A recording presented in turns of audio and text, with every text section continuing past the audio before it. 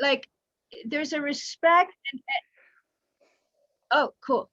Yeah. Yeah, so we're the pirates, as Andrew calls us, and we come from our I think our union, our pool where we met, our sandbox, if you will, is the sand duality, the non-duality sandbox, and um, that kind of brought us together, all of us that are playing in this way together these days, and but it's also like beyond that, like we've kind of sort of um I don't know if I would say broken free. Oh my god, I just saw a massive fucking bug. Oh Are you my, all right? oh, I've never seen it. Okay, I'm gonna take a picture of it and I'm gonna show it to you. Oh my god, this is crazy. I'm sorry for the No, distraction, please. That's but this is beautiful. nature fucking acting.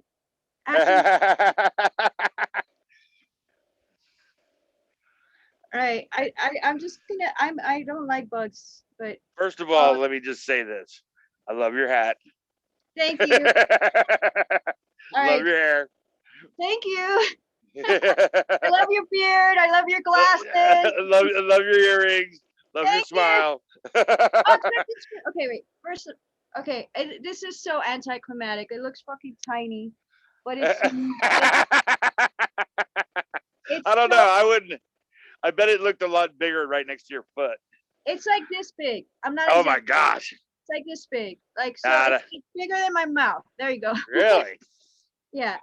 So anyway, okay, it's gone away now, but uh my friend and I, Cheryl, we do a lot of crazy stuff together as well. And for some reason or how it just happened, we started to go to Laughlin together, Laughlin, Nevada, which is like Vegas, but on the Colorado River and way smaller. Now she's been going there her whole life with her family because they all are into like betting on football games and stuff. So, but so I just started. I went for the first time like a year ago with her, and I was like this, and it was during COVID, so it was completely ghost town, like this Love it. casino town on the Colorado River. It's so peaceful and so epic, and there was nobody around. There was like birds and like lights, but nothing else. Very random people. Was And everything open? it was. I mean, they had insanely strict mask rules.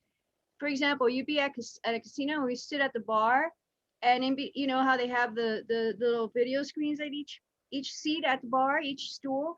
Well, they had plastic between each one, and you had to wear your mask the whole time. So I mean, Cheryl, when she, for example, and it just changes the vibe of that. But I mean, we didn't really sit and gamble much. We just like walked around and hung out on the river and in our hotel room and just were crazy and having fun. But so every time you had to talk, you had to like scoot over, like to on the outside of the plastic and blah blah blah, and then go back. So you're like in this individual universe, Right. and the bartenders are super strict. Like she was smoking, so she had her mask down and smoking. And literally, he came at her because in between drags, she didn't put her mask back up. I was like, whoa. But that was like in the midst of it. And they were still open. So the last time we went was we went in May last time, and COVID restrictions were way less. So you didn't have to wear a mask and all that. But anyway, shit happens in Laughlin and it stays in Laughlin. But it's weird stuff, man. Sometimes so weird. Sometimes it's just weird. It's never not fun though. So Well, on a drunk night, she was asleep in the room, and I was like alone with Jameson, just hanging out, sipping him. He's keeping me good company, and I just drunk ordered these T-shirts for us, and here it is. Laughing state of mind. I love it. I love it. Yeah. So yeah, that was fun. Love your t-shirt. Did I tell you that? I love yours. It's the void. You're wearing the void. Yeah, like the old time drama players. Nah. Right. Well, how are you feeling today? What are you up to? Oh, I'm not.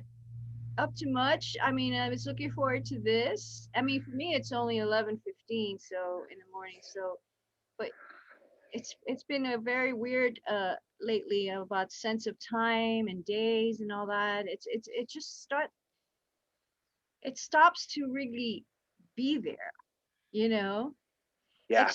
Except when you have like, okay, I have this call with you at this time and I have to go there at this time.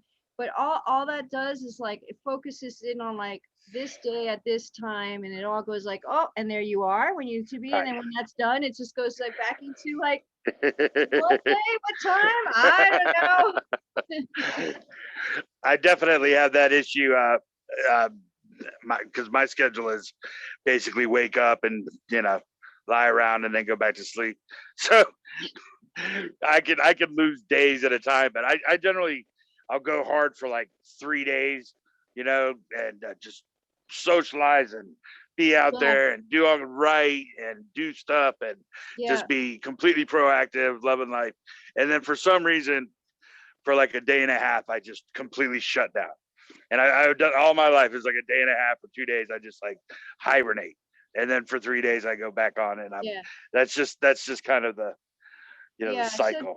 do you have any judgment about that? Like feel good or bad about it? Like the like I'm just asking, I don't know, because for me that was a big awakening, like do you feel like the days where you hibernate are like kind of loser days and you shouldn't be doing that, or Well, on one hand, I love it, because I don't know what it is, but I get caught up in the social media thing, and I it, and I'm so grateful for it because I just know so many cool people, and I'll just get caught up in that thing, and I'll be going back and forth with it, and it just snowballs. The next thing you know, you have like 20 different things going on, and everything's so beautiful, and then you just get tired, and yeah, suddenly you just put it all down and realize, well, this is just fun.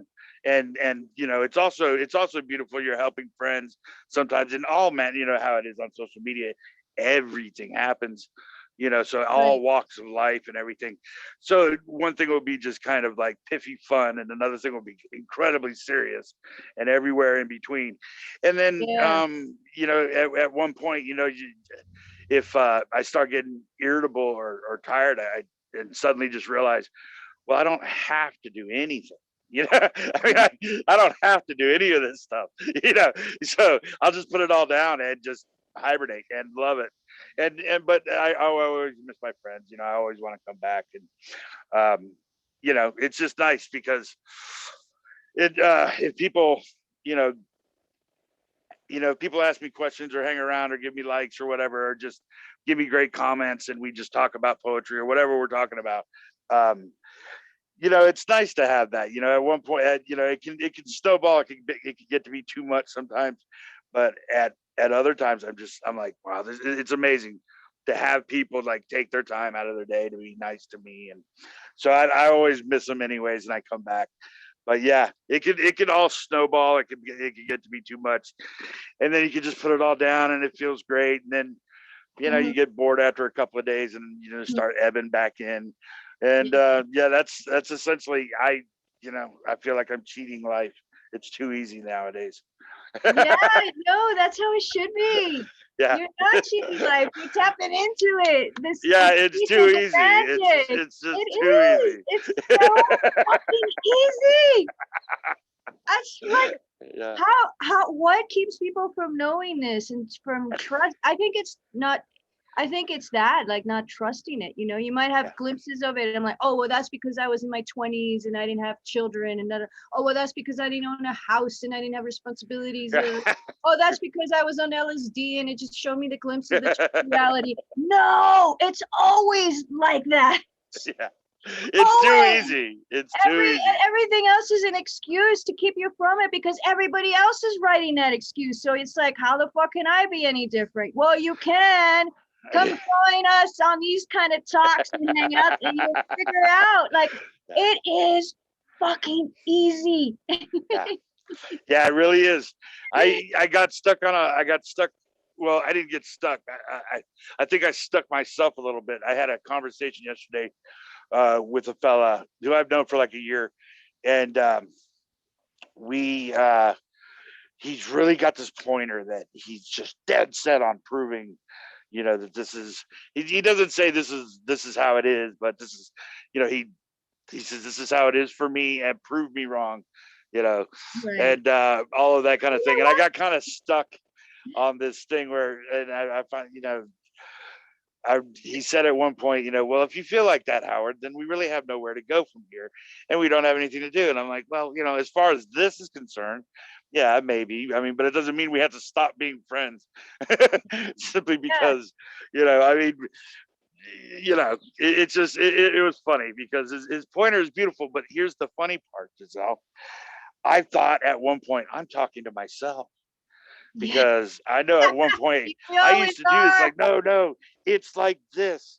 Giselle, no, it's like this. It's like this, and this. And, Yeah. and he was telling me to say, he was like, no, it is this. And I'm like, okay, man, you win. It's like that, I mean, okay. But it was very Yeah. much a story like anybody else has. Absolutely. And it's funny that you mentioned that in that way because it's it just seems to keep expanding or dissolving perhaps more and more each day, and the beauty of that is just epic because the dissolving into the nothingness is that it allows for everything, and all of a sudden like the LSD trip is your normal reality sort of thing, like what do you want? What do you want to play with? It's here, fade it, mold it, shape it. So, but I remember last time we talked and just checking your stuff out. Like you really you're really big on there is no such thing as consciousness. And I remember thinking like not even that long ago. I don't know when we talked last. I mean, it was Right. probably like a month or something ago, maybe a Yeah. little more. And I was in that space of like trying to see your points and trying to, and at the same time because of the stuff that enters my reality, my field is like it's all using that word of consciousness, and I'm like maybe it's just a matter of semantics, and maybe and then at some point not so long ago like all of that shit dissolved, and I'm like Right. Right. it doesn't It's fucking matter. right. And if Yeah. that's true for you, I know it's true for you, and I know it makes complete sense, and it's like whatever, and I have no reason anymore. Maybe in the past I might have like, hey, let's talk about this a little bit, but to say Yeah. like, are you really sure about this? I know the ultimate truth. Let me Right. show you Right. how your truth isn't my truth, which means it's not the Right. right truth. Right.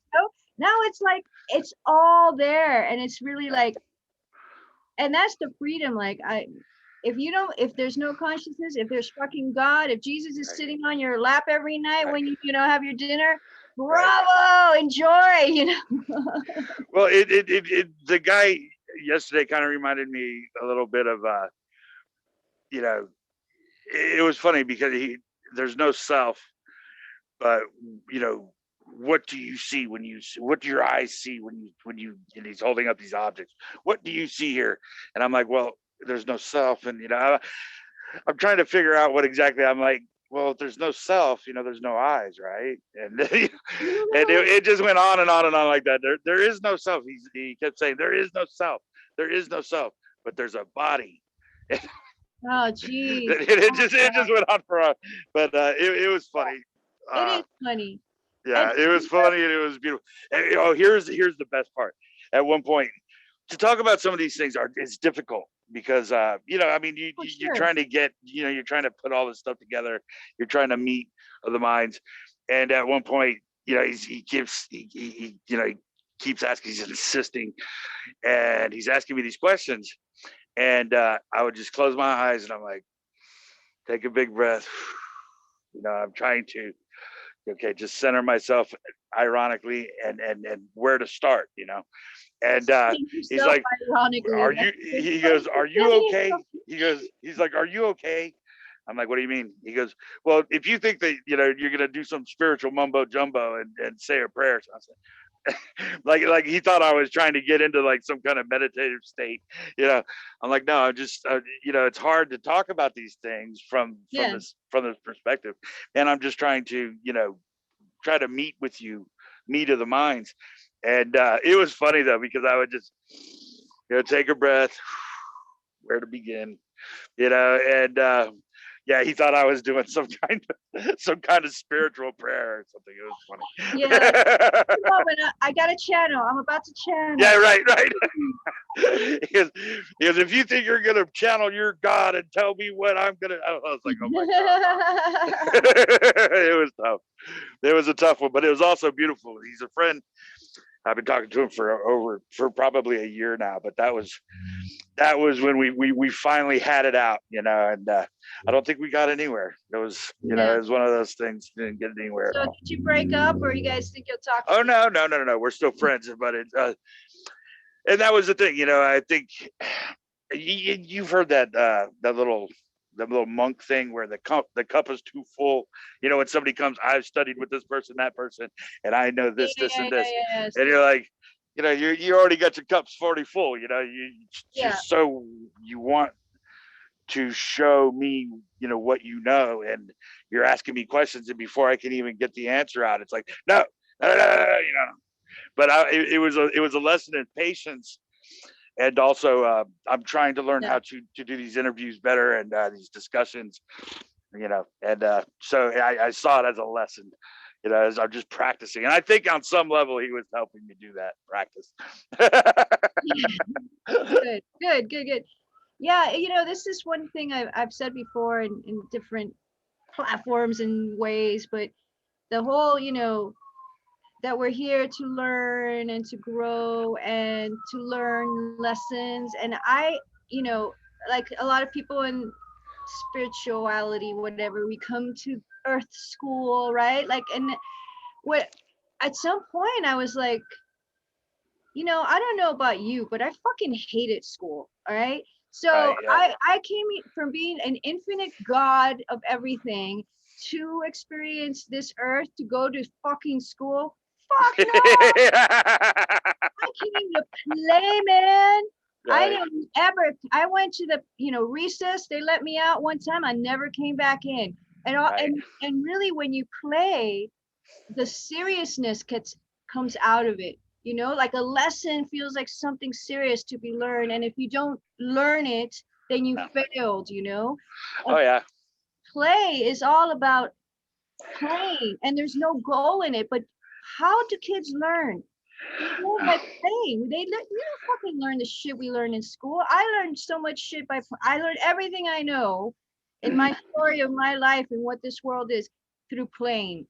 Yeah. And at that time you feel guilty for playing, like, oh, I should be getting my master's degree instead of raving all night and taking ecstasy. Fuck that. I mean, like, now, like, in retrospect, I'm like, oh my God, I did everything I wanted. It was super fun, and I continue to do that. The thing that's changed now as an adult, as a wise, enlightened adult, is that I don't ever question it anymore. I don't doubt it. I don't have guilt. I don't have shame. I'm like, fuck yeah, I'm going to spend my whole day drinking wine and fucking in bed and watching movies. Right. And I don't feel No, bad about it. no. I don't feel like my career never took off. Do you remember the what was the TV show? Absolutely Fabulous. The two British ladies, just brilliant, right? Remember when they went to court, Oh God, and I the lady love was like telling the judge, she goes, "You with your little bits of paper and your rules, and you go to school for 18 years to learn how to read your little signs and do your little paperwork."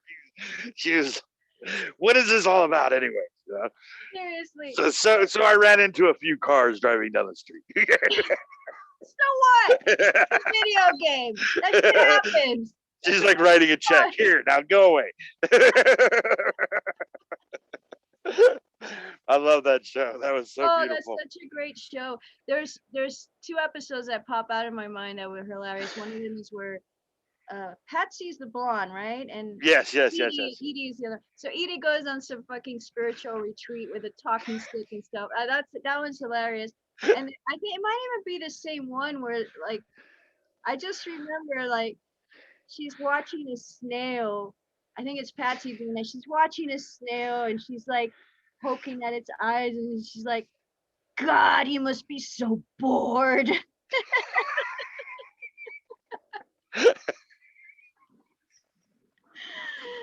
Oh man, that was good. That was good. That was one of the best shows. Oh Absolutely. my God, I loved it. I love that. I'm an And Anglophile. how they both freaking. She hates her daughter so much. Not Patsy hates Edie's daughter so much because she's such a fucking nerd and Oh everything. yeah, yeah, yeah, yeah. And then she goes out to Africa and marries some some African prince or something. She comes back dressed like an African princess. It was amazing. Oh my god, I didn't see that. I didn't know that. That's seriously. Yeah, yeah. She comes back. She's I mean, she just goes the complete opposite direction. She's now an African princess. Right. Right. All Yeah. covered in mud and stuff. Man. Mm-mm-mm. Good stuff. Good stuff. Yeah. Yeah, something that really uh I don't know, it was kind of an epic moment in the story of my life was that uh I like if I look at the story and every this continuous um thing that keeps coming back would be like this boredom and this nothingness, right? And Mhm. even in the non-duality, I mean, non-duality took me about a year to start feeling the boredom again because I was just like in a hot tub drinking tequila, either making talks or listening to talks about non-duality. And then at some point that just went like, oh fuck, now what? Like, Yeah. and then now what and everything, and then stuff happened more. And, oh, freeze. And then the most recent stuff was the DMT stuff that I did that I told you about, Yeah. and all that. And that was like the cherry on top of the ice cream of life.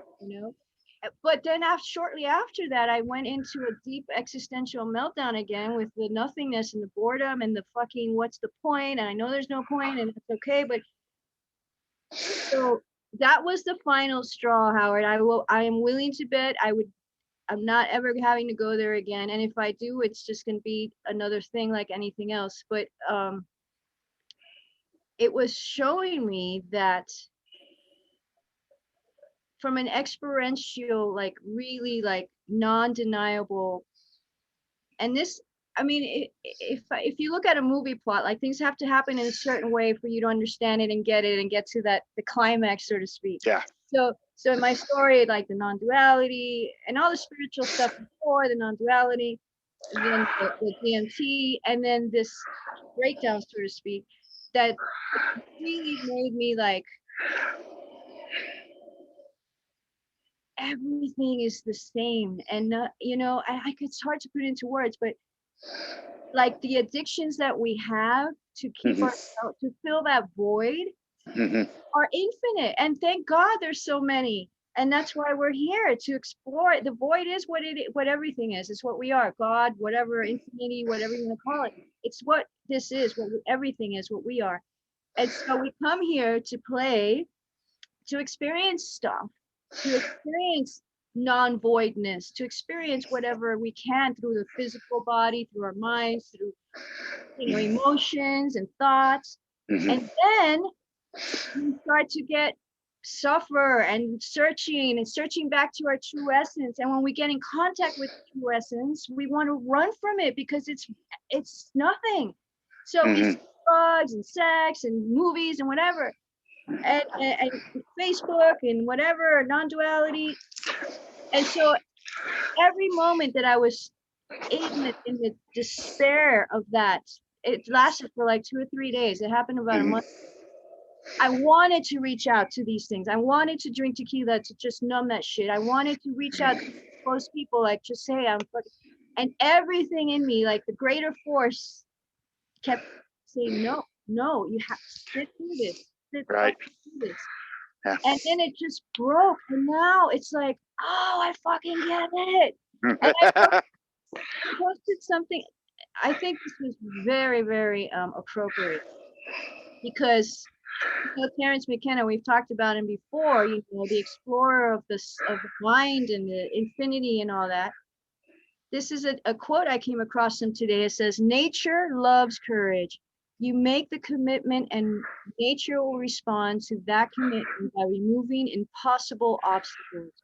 Dream the impossible dream and the world will not grind you under. It will lift you up. This is the trick. And fuck it, hell, it is a trick. This is what all these teachers and philosophers who really counted, who really touched that alchemical gold, this is what they understood. This is the shamanic dance in the waterfall. This is how magic is done. By hurling yourself into the abyss and discovering it is a feather bed. Yeah, yeah. It for me, it's the fear part of it is having to do with holding on to anything anything resembling a foundation. Sorry, I just saw Max pop in. Oh, hey Max, how you doing, man? Hello, Howard. Hi, hello, Max. How are you doing? How are you, sir? I'm good really to see you. Thank you. Good to see you too. I thought I'm really jumping at literally 10 minutes because I'm in between many things, but I thought I want to check it out. So yeah, nice to see you, man. Absolutely, so glad to see you, man. God. Loving the sweater. I know, seriously. Matches God, it's like I see you two every day now. It's awesome. Business partners, you know. Right. Business hopefully, it won't be partners. such a terrible thing. Let's do business. Nice. I had to look at your group, Howard. Wow, that's an active group and a half. Well done. It's awesome. Really? Really? I think so. I think you, so. Man. Right. I really appreciate that. I really do. No, it's and thank you for having me in. It's great. I'm honored. So can I post in this if I have like whatever, please. I love it. Well, I mean, I'm not going to promote my business because it's one of your rules, and I don't want. But whatever comes to my mind, is that you know what I mean? You could post whatever you like. You can post your business. It doesn't matter to me. You're too kind. You're too kind for no, me. not at all. You're honoring me. I'm grateful. No, well, so am I. So all right, am I. come So on. am I. I need compliments my way. Enough, you two. Give me. See what she does. How much like? Oh no, Giselle, never. Giselle, it's all about you. Give me. I want. I need. Do you know what, Howard? Giselle, when after our talk, she asked like, "Did you guys talk about me?" Like, yeah, we talk only about you all the time. Yeah, right. This is what I said. I said, so did you talk about anything else besides me? True. Well, Max. My bad. Yeah, Max tried to for a minute, and I said, "You know what? You better not. You better get right back on topic, buddy." we did talk about you. We did talk about you, darling. We did talk about you. Yeah, we're being recorded, man. We have to stay on topic. Right. Sorry. I'm so sorry. What else is there to talk about? Sorry. What was the topic? What was it? No. All right. So Howard, Max, when you popped in, we were just talking about coming to peace with the nothingness, with that void, and then from there, just having fun with anything that shows up. But having to go there really, and not everything in our. It's the trick. It's the magic trick. Everything in our earthly reality existence as humans is built to avoid coming to that magic trick, right? To recognizing it. And whenever we get close, which is what everybody's searching for, is the trick. Like, what is this fucking trick? As soon as we get close to finding out, it's like, no. You can't, because it doesn't want to know itself, but it does know itself in certain people like ourselves for whatever fucking reason. I think it's pure fucking luck, whatever. But and then it just like, oh, you go in the void. It's fucking painful, man. At least for me, it fucking sucks. I didn't want to do anything else but die, but I didn't. And now I'm like, this is fucking awesome. It is. Let's just play. And then you can start making other tricks because you are the magician and you know that, you know? Yeah, it's That's cool. yeah, precisely. But it's the paradox of the search is you have to search for it to get it, but because you search, you won't get it. And at some point, that paradox is not anymore because, well, you actually get it. And Yeah. it's so freaking simple, but because it's because again, it's who you are, and it's like you can't. Here's a trick: if you look at yourself in the mirror, right, what you see is your body. It's never you, but you think it's you until you really know that it's just not you, and that's the trick. It's just you have to know that whenever you look at yourself in the mirror, you don't look at yourself. You just look at your vehicle to experience this amazing, Your avatar, crazy, your beautiful character. life. Your avatar, your character, whatever. Yeah, exactly. It's Yeah. it's but it's I'm completely with you, Giselle, when you say it's to come to terms with it, because seeing it is one thing and you can see it over 1,000 times and think about it, talk about it, etc., until you come to until you that's it. There is no need to talk about it, and then again the magic. Well, you can talk about it because there's no need to talk about it anymore. Well, there's no need to talk about anything, really, you know? No. You know, it's like my friend the other day, she was getting back into the hamster wheel and like, oh, this and that and this and that, like the same thing that I've heard a million times. And I just said, okay, you are not allowed to talk to me about anything else other than food. All right? Talk to me about food. Did it work? Did it work? No, she said, God, you're fickle. And I'm like, if you say so. It's just like, and then there's times that you do want to talk about it. Like there's times I'm like, tell me about your emotional suffering with your boyfriend or your after. And I'm not making fun of it. I understand that this is how the game works. And you're really, but when you can see beyond that, I feel like, I don't know. I feel like you're holding people in a space that they're never, ever, or rarely, I should say, if they're lucky, held in or seen in a light and seen in that light. You know, I hate that fucking term, holding space. What the fuck does that mean? But anyway, you know, it's like, you just seeing the truth of them and the truth of this and the truth of yourself in the magic trick. And you're like, you don't want to tell a fucking kid who's in awe of a magic trick. You don't want to go, look, he's actually got an extra ball in his shoe and then he puts it out and then you don't want to tell that. You're like, yeah, it is. It's fucking magic and it's tragic and it's beautiful and it's full of love and pleasure and pain, all of that. But if you really want to know the magic trick, talk to a magician. Don't talk to anybody else, okay? Well, isn't it all magic though? I mean, really. It is. In the end. Yeah. It is. The fact that it can hide from itself the way it does. You know, and maybe I'm making this whole shit up.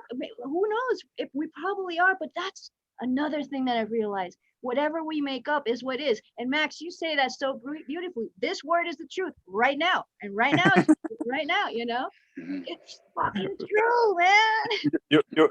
Your words are truth always, but of course the next word is true and the one before is not true anymore. Which makes if I say the word right now, if I say right now it's true. But later, if I say only is true, right now is not anymore. Because right now and later doesn't matter, because that points always to who you are. Because the words change, of course, always, but who you are, the truth of who you are, call it however you like, never ever fucking changes. So whatever you say is absolute truth, always, only on the spur of the moment. So you know, constantly, always know. It's not possible not to know. You can try not to know, it doesn't work. It doesn't work. It's not possible. Yeah. Sorry, Howard. No, go ahead, please. So it's using my metaphor, which I love it, and not because it's mine, just because it fucking works for me. But for also, I love you, Giselle. What else matters? No, it's the sandboxes, right? And the fucking playground. Like we are the playground, you know, that holds all that. And then if you think about life and humanity, you know, history, present, possible futures, there's an infinite amount of sandboxes. And what really gets my my curiosity aroused is people are in sandboxes. The majority of people are in sandboxes that keep them so busy with life and with the material world and all that, and saving the world and feeding the hungry and all whatever. Because it keeps them constantly busy and it gives them something to think about and talk about and do and strive for and everything. Yeah. And you can spend a lifetime like this and never for a second question anything, right? Then you have the seekers, which are plenty of us. Well, I am no longer a member of that group. Ding dong. I'm sorry. That's okay. Don't. Ding Ding dong. dong. It's a Sorry. good sound. It's an Amazon package. Yes. Can I introduce you to somebody? That's my Oh, lovely and amazing wife. hi, Amy. That's Giselle. Here, finally. And Hi. Howard. Can we see Hello, Howard? nice Can to we see meet you, Howard? ma'am. Nice to meet you, Amy. Amy, Howard. Howard was my lovely interviewer / interviewee yesterday. We had a lovely talk. He was the best. The best. Absolutely You are brilliant. beautiful, Amy. Mwah. She is. Thank you. I told you she's hot, right? Sorry. Yeah, absolutely. Rub it in. Yeah. Rub it in. Oh, sorry. No. Show off. What? She hunts me out, don't worry. Yeah. Braggart. Sorry, Giselle, go back to what you were No, saying. don't apologize, please. So the other thing is, yeah, so like I look at my family, like I have my family in Miami, and you know, my dad came from Cuba with nothing and you know, made his way literally with nothing. I mean, he's told us this story a gazillion times. It's always fascinating to hear. And worked up the corporate ladder. He became a CFO of an airline company. So we, as you know, luckily to be his children, got to travel the world for free because he could travel for free and all this kind of great stuff. But their whole life is just like going to cruises. They have a fucking $500,000 condo right in Miami, overlooking the ocean. I mean, and I used to be all like, when I was in my righteousness about like what really matters in life and just judgment stuff. And they do that to me and to others I see that aren't like successful financially and that kind of thing, you know. But to me, once it shattered, the whole fucking trick revealed itself to me. I really can appreciate their enjoyment in life and how they do it without ever questioning or having even that urge, you know. And then I also don't take any offense whatsoever or attachment to their judgment of like, oh, so you need to borrow another $500 to blah blah blah, you know. It's like, no, it doesn't matter anymore. But I use, and I think like the fact that most of the world functions in this sort of pattern about, you know, and you know, meaning, you know, like, oh, I've got a divorce, I've divorced, and I, you know, that's a bad thing because the divorce means a failed marriage and all this kind of stuff. It's like, it just keeps people busy in the magic trick, and that's what it's about, you know.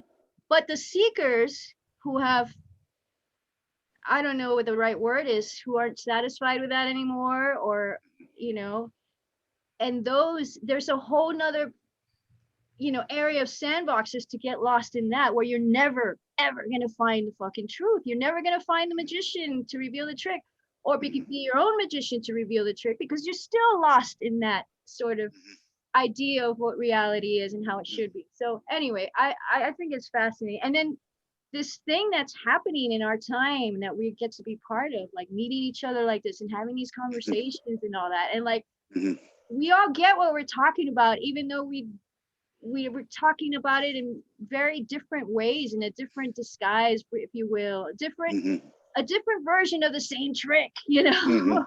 Yeah. Different magicians, the 7 billion magicians. Yeah. And so and some of them know the trick. That's it. That's it. That's the thing. I was gonna say about 6.9 billion don't know that they're magicians. They look at each other at whatever point to let them in on the trick, and they're all like, just go right in, go right in. Don't go out, go in, go in, go out, go in, go in. I'm telling you guys that let's wake up the world. I find out a very fun game. Just like let's make those miserable. Like, oh, come on, guys, you're sad. Do you want to be sad? You don't want to be sad? Come on, come on. Come to Giselle. Come to Giselle. It's a fun game. I find it a fun game. It is. But that being said, I don't know about you, but for me, that once this person completely lost and is fed up seeking and just somehow knows that they're like in that circle, and at some point it's just helping them seeing that they're the magician, like you say, Giselle, and that once they start, not they start, but once they actually see it, the smile, the relief, and that is worth Huge. holy shit. I mean that's just it's truth recognizing itself. It's beautiful. And they're like, okay, there you go, bye, enjoy your fucking life, and it's wow, it's just it's yeah. I mean, for me, it's difficult to watch some of these videos, these links that I've been making, because it's just bizarre to see myself, trying to talk to people, because it's I just thought I had it I don't know, I had it together a little bit more than how it's turning out to be, because I'm stammering over myself just like anybody else, and I really don't know how to answer a lot of questions, and I'm not the best interviewer, so out of the gate. So but I love the fact that this is a challenge to me, and I'm interested. I love doing it, and I want to get better at it, and it's just for fun. I mean, after all, everything's said and done, it's not things are what they are, and nothing's going to change that. The idea that I'm actually doing anything at all is I mean, that's illusionary anyways. But to try to speak to people, like in terms of sensation and self and all of that kind of thing, and what that relates to what is, and all these other kind of things on the spot. It's one thing to do it on Facebook when you can write and edit and think about it. It's an entirely different thing to do on the spot. So I definitely have been humbled by this endeavor that I've picked up, and I'm grateful that I can actually see myself interact in this way, and it's a challenge. It's fun. I love it. I've met I'm just you guys alone have made it worth it. Seriously, but the one thing that really stands out to me is how differently I see the world than a lot of the people I'm talking to. When I say something that seems very logical to me, and should be pretty much matter of fact, I mean, it's okay because of X, Y, and Z, do, re, mi, and they have no idea what I'm talking about, and I'm like, well, wait, well, see, because, and then the next thing I know, I'm like, oh, wow. So you don't know what I mean, when I say this, and then if you don't know that, then you got to go back to the beginning, and where do you start, and how do you do this? And in the end, there's no way to do it. There's literally no way to say it or do it.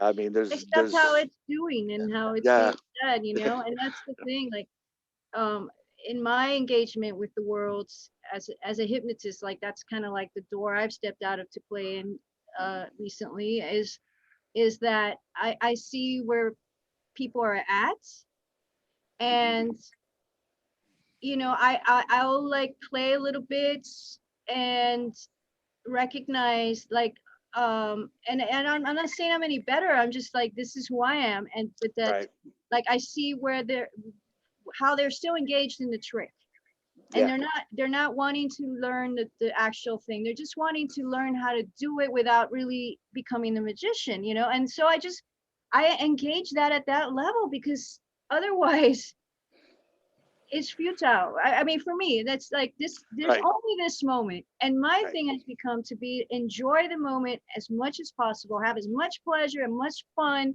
as you can. you know, and whatever the result is, there is no results. There's only the next moment, you know, and they might Right. have a memory of that moment in the future and then just feel good about it. And that's fine. And even if they don't, even if they go, fuck, Giselle fucked me up even more than I was fucked up already. So be it, you know? But But there's no, yeah, that's and part of it. Sorry, yeah, no, sorry. No, but no, that's part of it. Even if they're more, if it fucks them up more, it's in the sense that that's waking up. Yeah, That yeah. is waking up. yeah, It's whatever. yeah, You cannot trigger any reaction in anybody. Anybody's reaction is anybody's reaction. That's it. absolutely. There's no. You hear what you can hear. That's it. And at some point when you hopefully you hear the actual again magic trick. It's funny. I used to say when I do stuff, when I help people, I used to say like, oh, you have to hear the magic trick, and I dropped it because I didn't want people to think like, oh, he's a magician, whatever, because Right. it's not what the message I wanted to vehicle. And I hear you just going like magic trick, magic trick. I'm like, oh, fucking awesome. Well, yeah, and that's why that's one of the reasons. I mean, not the only, and definitely not a main reason that I resonated with you, Max, was your magic words. I'm like, it is magic. I mean, it is in the sense of what people think reality is in the Matrix and being that. When you discover this and start to play with it and see how shit changes and how you feel differently, you look differently and everything, it's fucking magic. The truth is that it's just the way it can be. Yeah. It's not any but waking up to it does feel like magic. It does, and I Yeah, like it that. does. We have For me, it was the magic is that it starts with the lack of a magician altogether. You know, it's the lack of a cause, and that's where it really blooms for me. And that is, it's magic without a magician, and like I am the magic rather than I am a magician. You know, I am yeah, magic. that's so non-dual, You know what I mean? Howard. Take the I out of it. Okay, we'll give you that.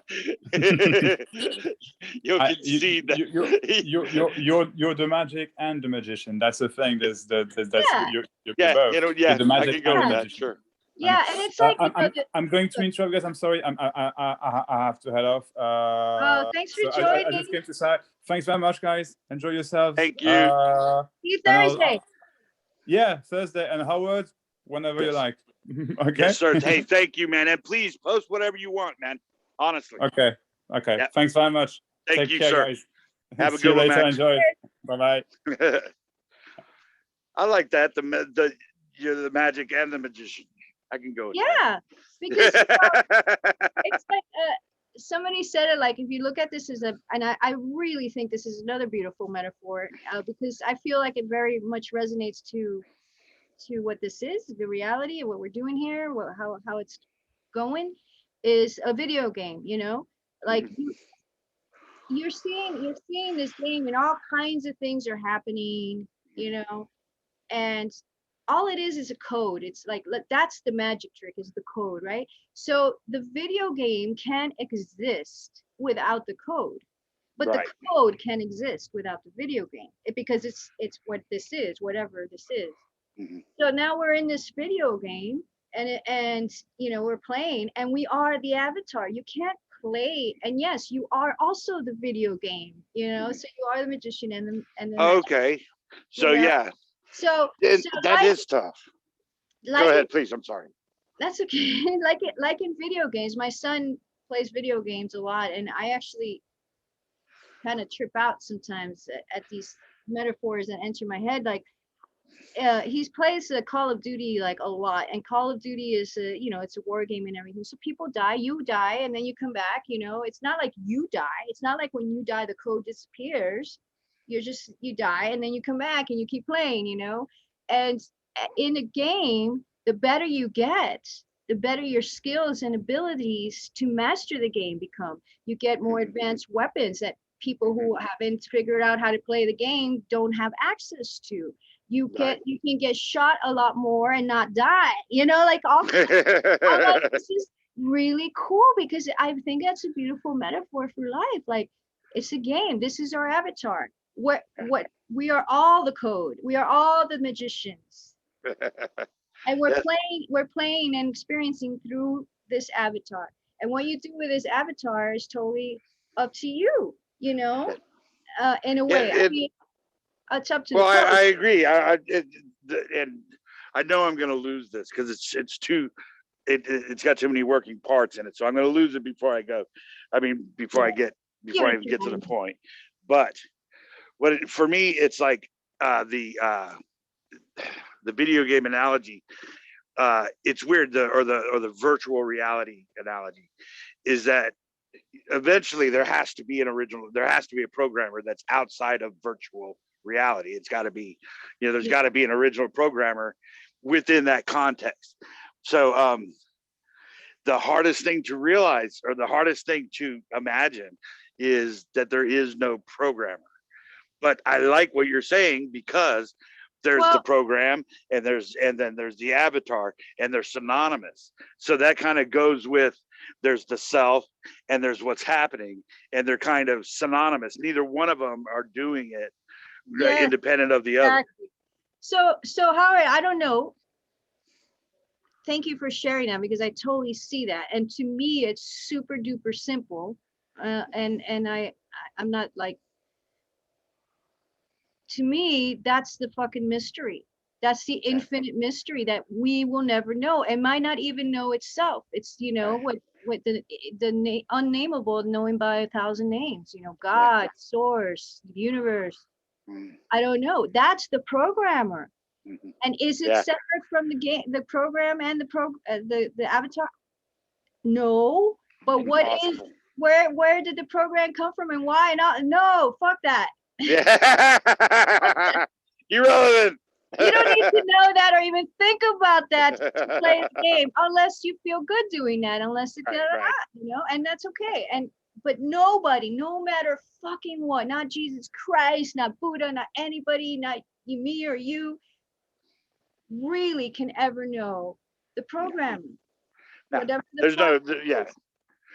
And that's the funnest part of it, is letting go of the tether of that source. Like, there's got to be a beginning, or there's got to be a programmer. There has to be a cause for this Yeah. effect. All And, of that stuff is completely and at illusory. the I mean, same time, knowing that you are that, but not knowing what that is. hey, exactly. And right. Yeah, you are that, and you simultaneously don't know what it is. Hey, how you doing? Thank you. I forgot what time you're coming today. I would have I'll get the groceries for tomorrow.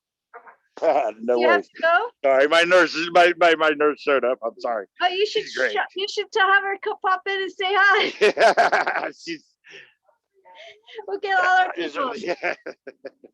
Nah, Oh, she loves it when I'm on my Zoom meetings, so she can just be on her phone and just and let the hours tick by, which is awesome.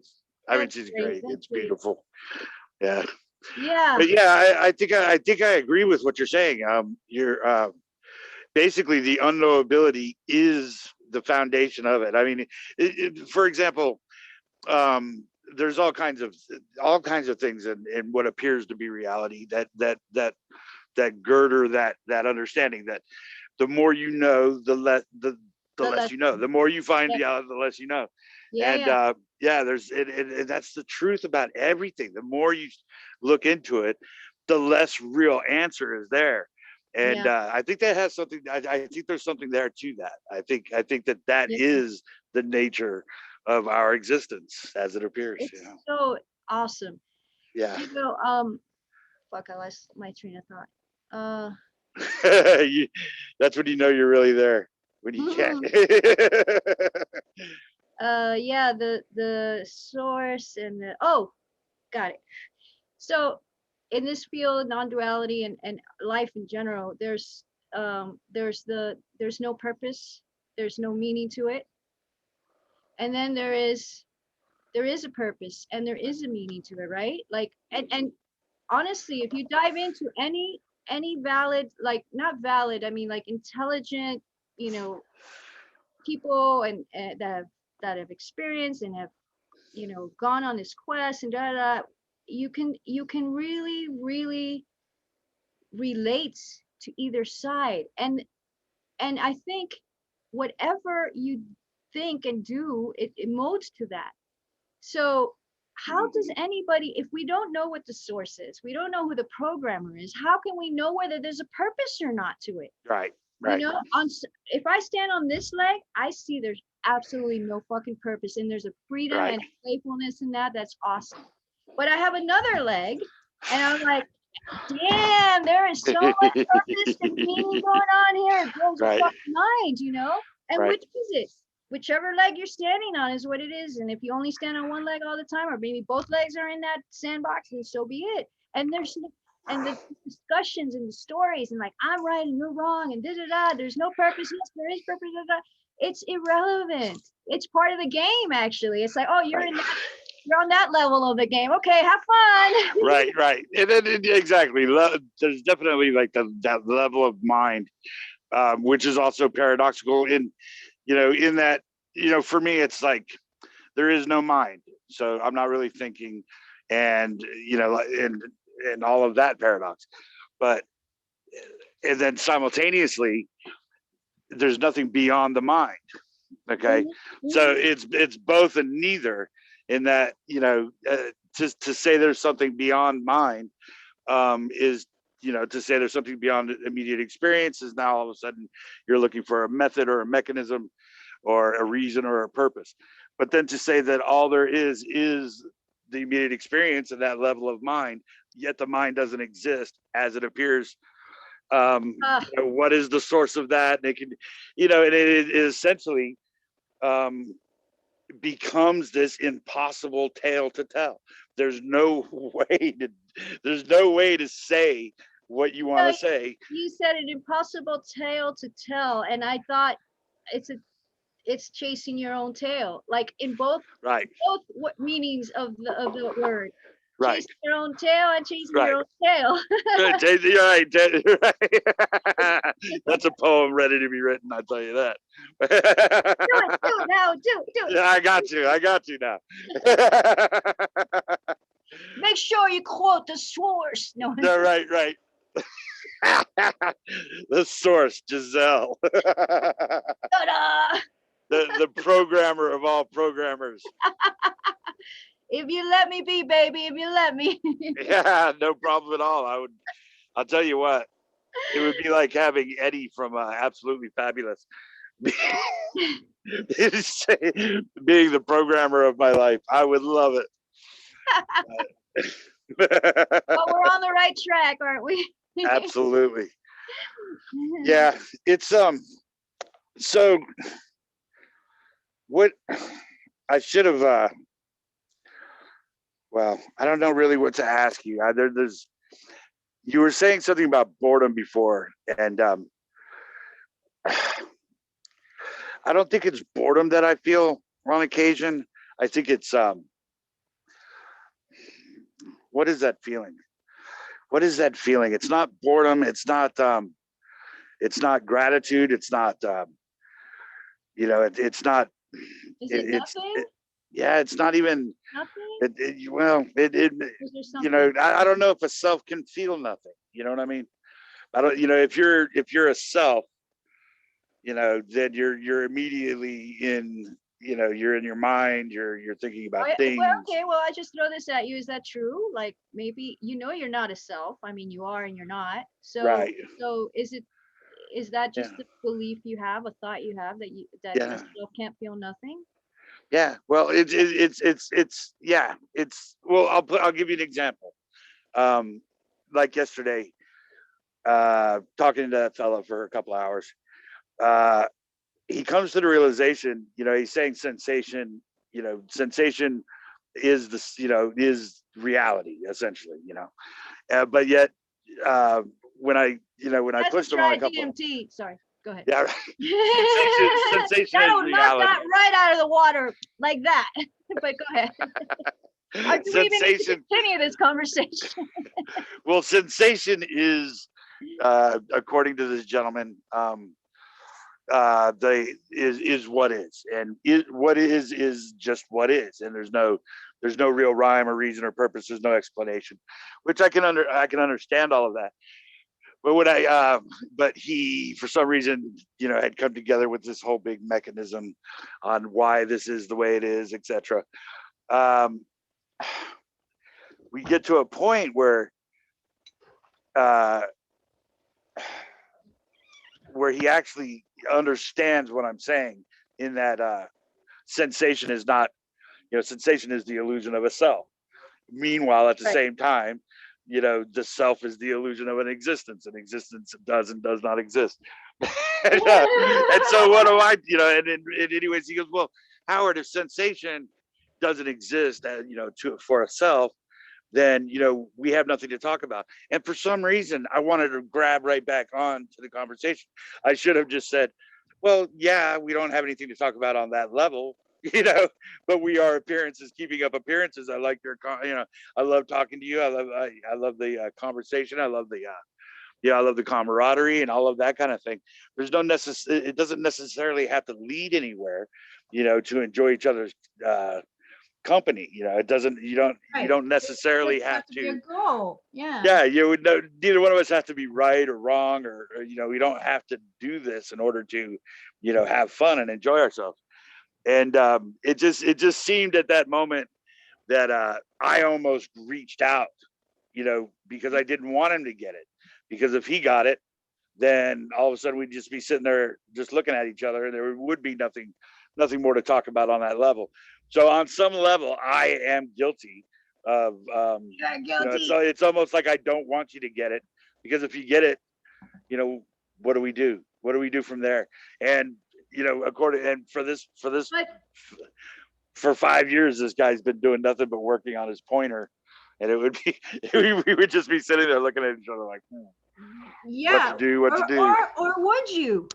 Or would we, right? Exactly. See, those are the thoughts again, the limiting, like, okay, I can't go there because this and that. But it's like, I'm finding out, like, you just don't have any expectation at all, don't have any goal in it at all, and our whole society and life is goal driven, like, yeah, find a, financial success, a partner, raise a family. If that's not your thing, travel, see the world, have as many experiences as you can. It's all goal driven. And if you're doing something that is absolutely goalless, you're not really doing it right, Right. Yeah.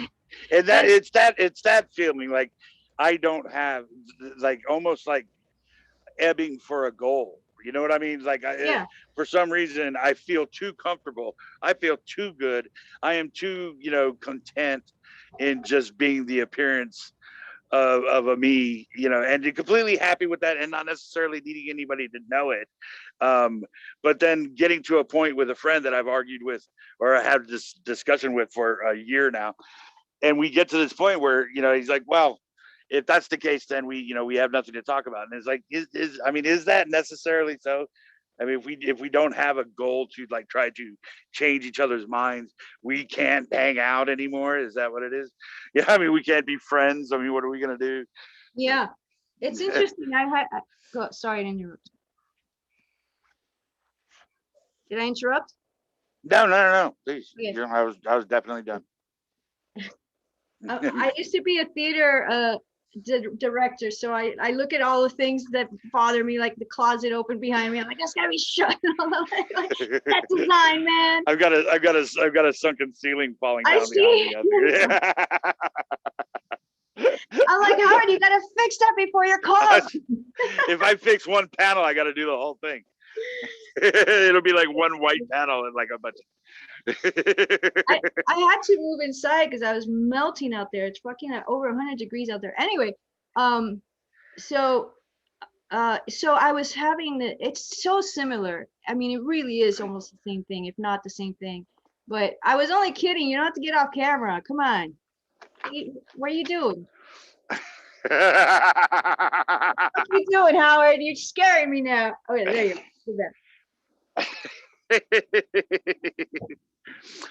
Well, coming to this realizations and whatever, and breaking free and realizing that there's really not much to talk to anybody about, especially when they're stuck in their hamster wheel stories that no longer feel good because you're not attached to them anymore, and you see that that's not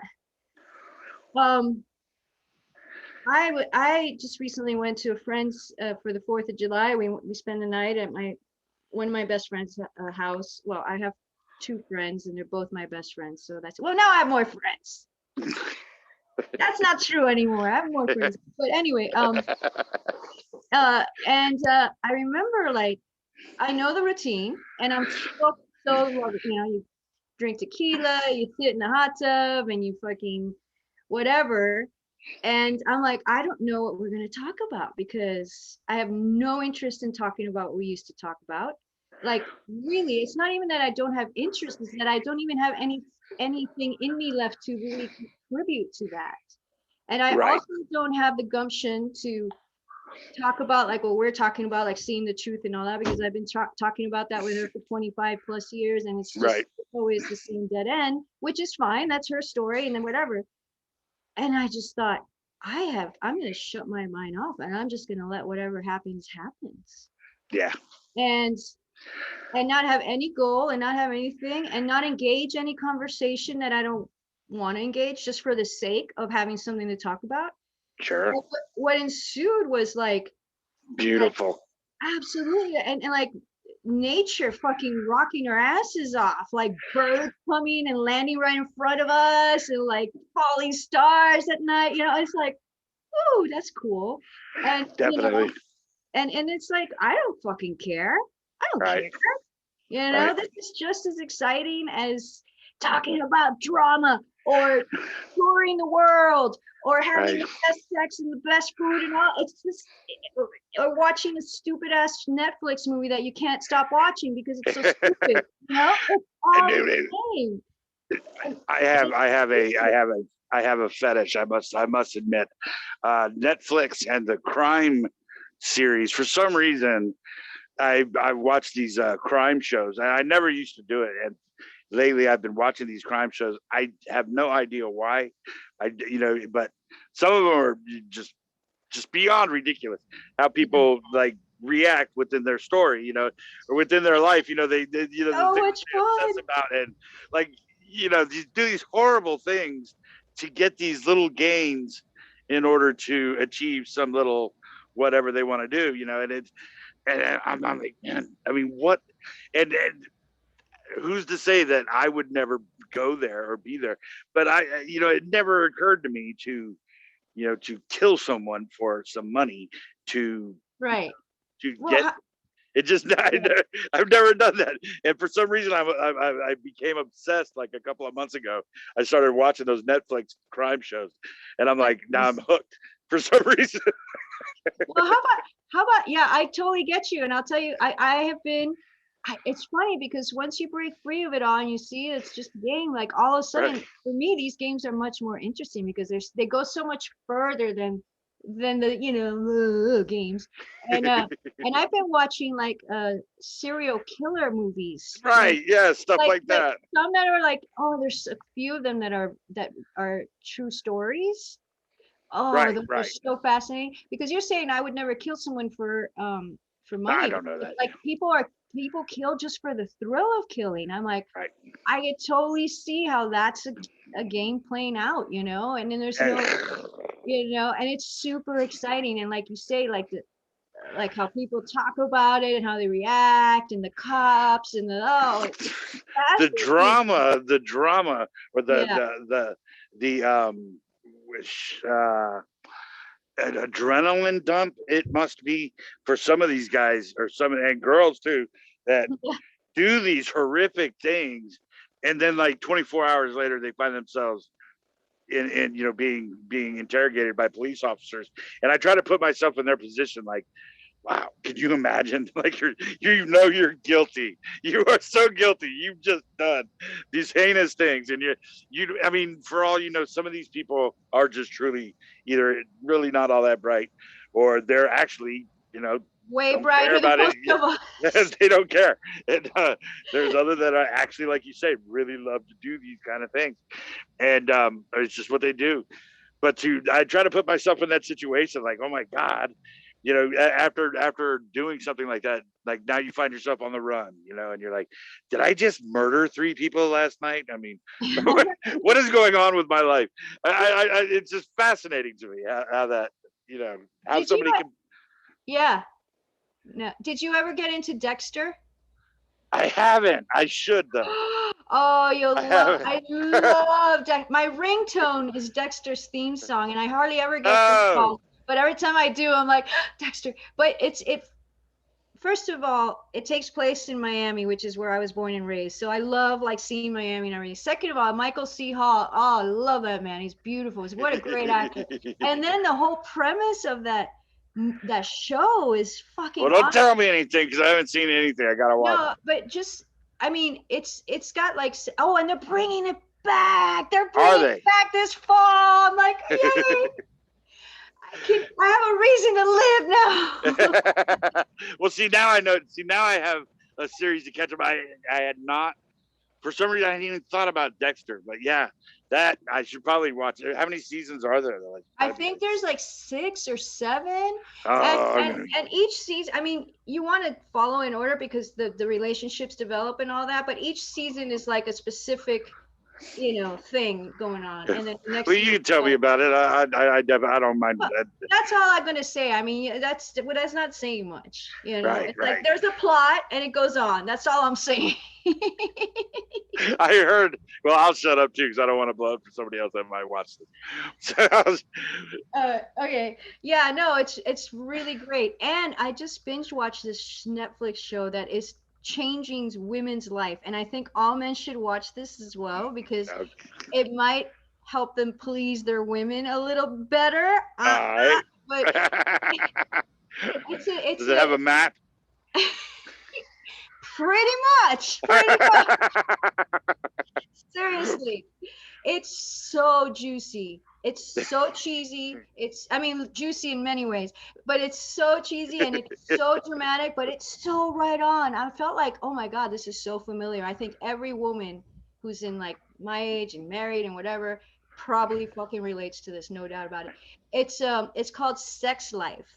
Nice. And it's 8 episodes and it's a limited series, but the ending is super satisfactory as it is, but it also leaves it open if they want to make more.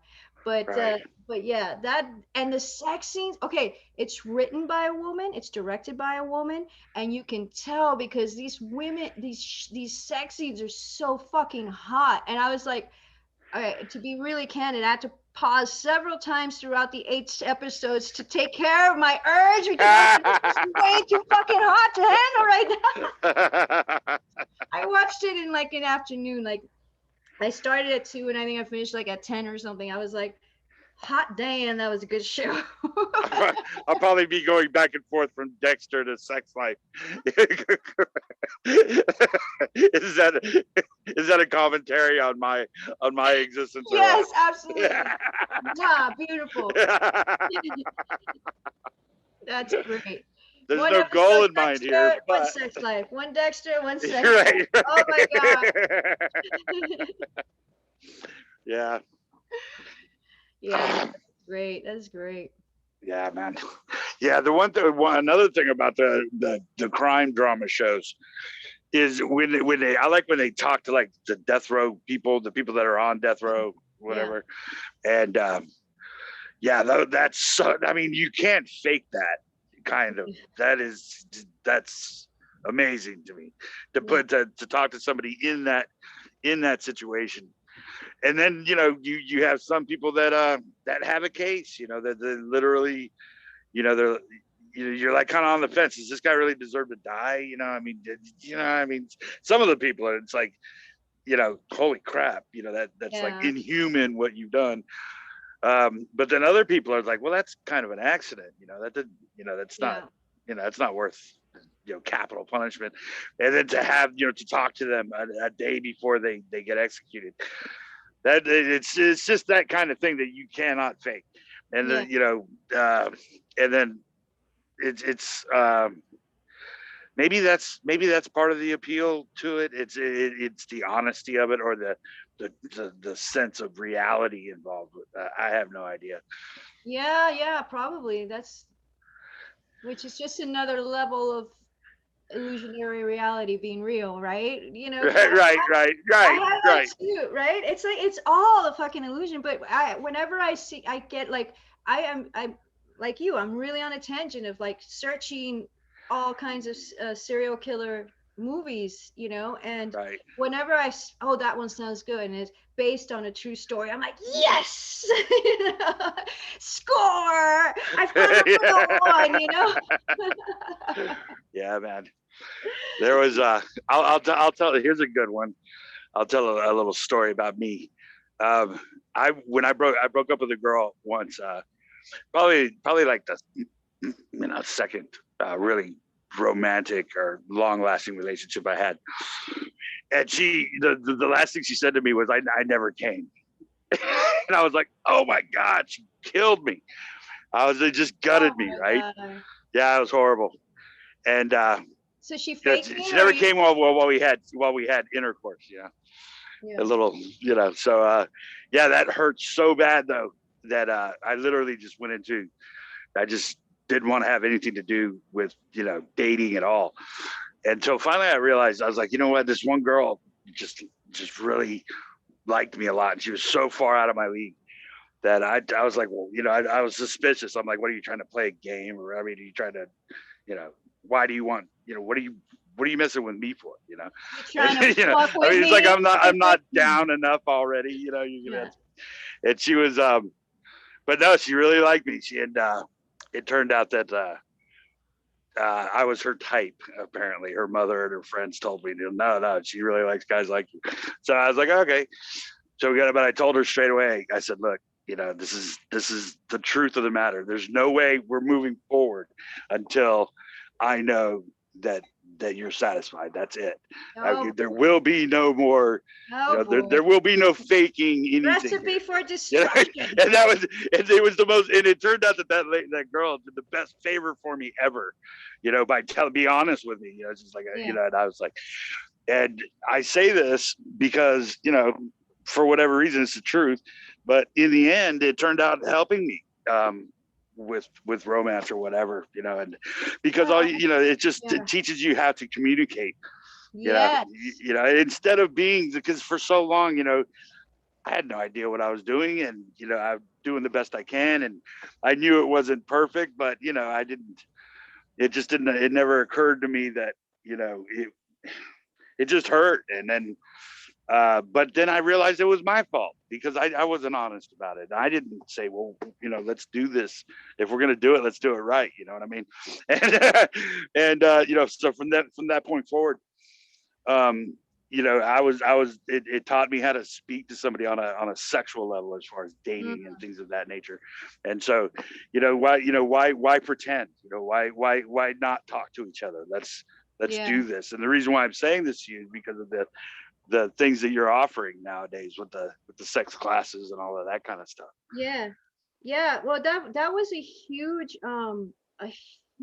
another layer of freedom. Like I'm like, oh, I'm so Right. free and everything. Like, and how much we're conditioned and these patterns that and these thoughts about them, and especially being in a relationship for 26 years, it's like, Oh yeah. and then the whole bottom line of that I got most out of that is we don't, it's like being goal oriented even in your Right. sex, right? We don't Right. have to go to the orgasm. I mean, Right. naturally, Right. it's like, so if you don't even think about that, there's a whole lot. I mean, that's just a moment, yeah, granted, an intense, fantastic moment, but there's so much before and through and after that. Right. And so when you don't think of it and you don't make that a goal, then it just goes and you're enjoying other things without having the goal of reaching the orgasm. And now like it can be like, all right, we've been at it to this for 5 hours, Right. let's just end it. Like, so you can just end it and It's stop, like or you say like, yeah, we're done. like, hey, this guarantee works for me, this guarantee works for me, or whatever.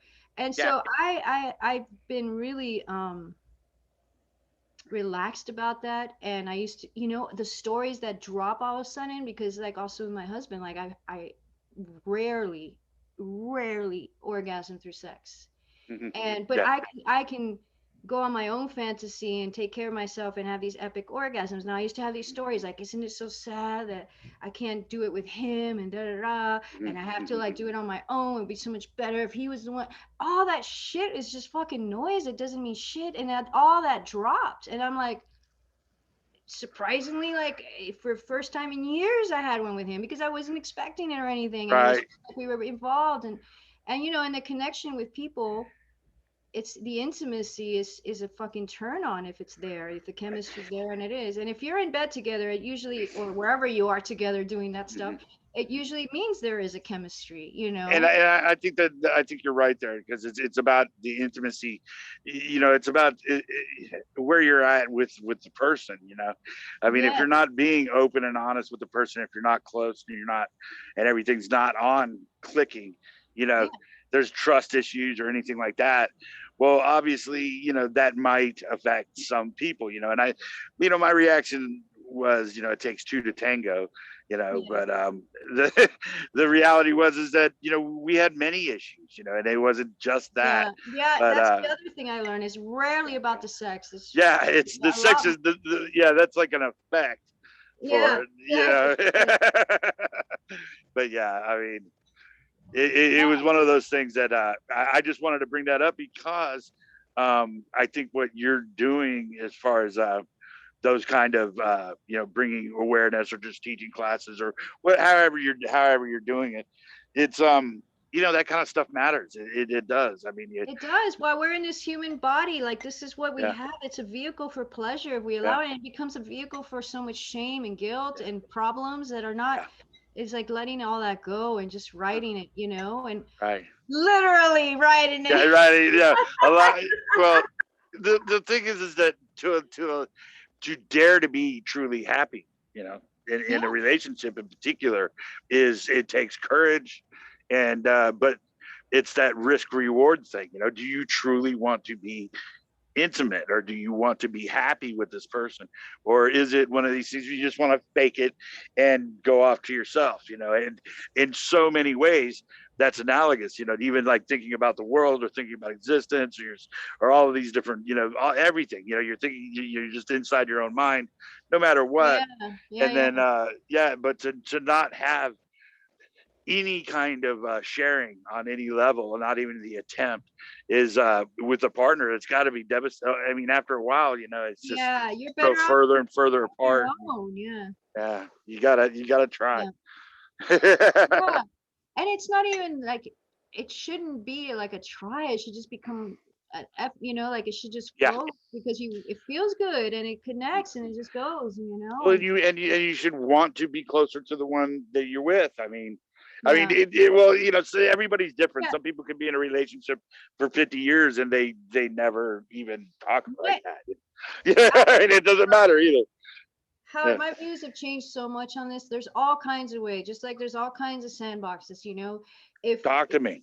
if you if you're in a relationship with somebody for years and years and years and the sex life is just, you know, it's like doing the dishes, if it's and you meet somebody that fucking wakes all that shit up in you, and then you bring that back home with your partner, fucking a lucky you, you know, where Yeah, yeah. our society thinks, oh, fucking affair, you cheater, you know what I'm saying? And it's like, and you know, and quite honestly, even if you don't bring it back, even if that's where you're getting the satisfaction, then like there's, but really, it really you really have to let go of all preconceptions, beliefs, moralities about that, and just, you know, as my motto is like, just try not to hurt anybody. Sometimes Right, people will get hurt, but most likely, if you're being in integrity with yourself, then you're not going to hurt anybody. You know what I'm right. saying? And then you just do, and you help others do who are stuck in that, you know, because of you being who you are, whether it's Yeah, as a sex hypnotist or as a fucking therapist or just as it's sitting at a bar with somebody, you know, it yeah, doesn't matter. But I think it's again about letting go and more freedom, and just like all these things that we, you know, we were conditioned and programmed to think that really all they do is increase inhibit our pleasure and our possibilities for exploring our bodies and pleasure, induce guilt and shame, Mhm. and lead. The more repressed and suppressed it is, it leads to, you know, fucking rape and all these horrible things where like, okay, well, we're gonna do it that way, you know. Mhm. um and I'm not saying that's the solution, but I think that that would definitely change a lot, shift stuff, you know. Yeah. And just start with yourself. Just start with yourself. Like literally Yeah. play with yourself. You know, how I always do.